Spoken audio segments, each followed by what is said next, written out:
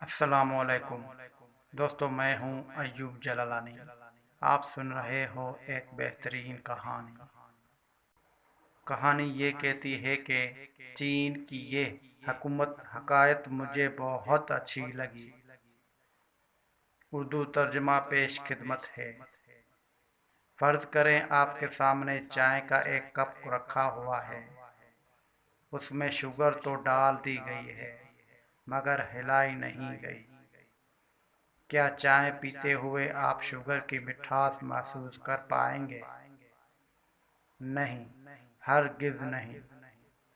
اب ایسا کیجئے کہ چائے کے کپ کو انتہائی غور دیکھنا شروع کر دیجئے۔ 2 منٹ کے بعد چائے کو دوبارہ چکھیے۔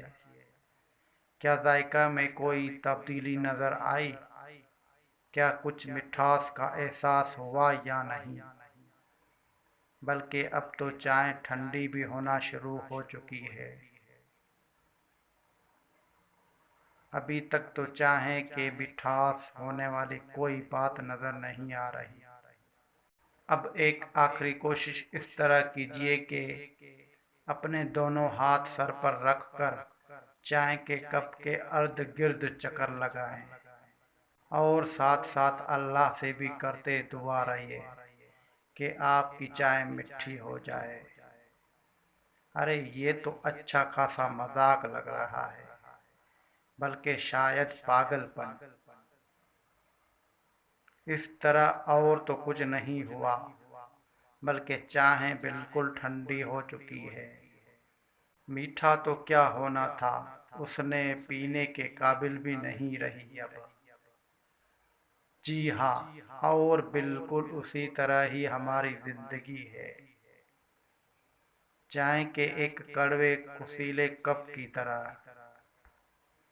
اور ہمیں اللہ کی طرف سے عطا کردہ صلاحیت شوگر کی ماند ہے، اور ان صلاحیتوں نے آپ کی زندگی میں مٹھاس بھرنے کے لیے اپنے آپ تو نہیں جاگ جانا۔ لاکھ ہاتھ اٹھا کر دعائیں کر لیجئے، حرکت تو دینا پڑے گی ان صلاحیتوں کو۔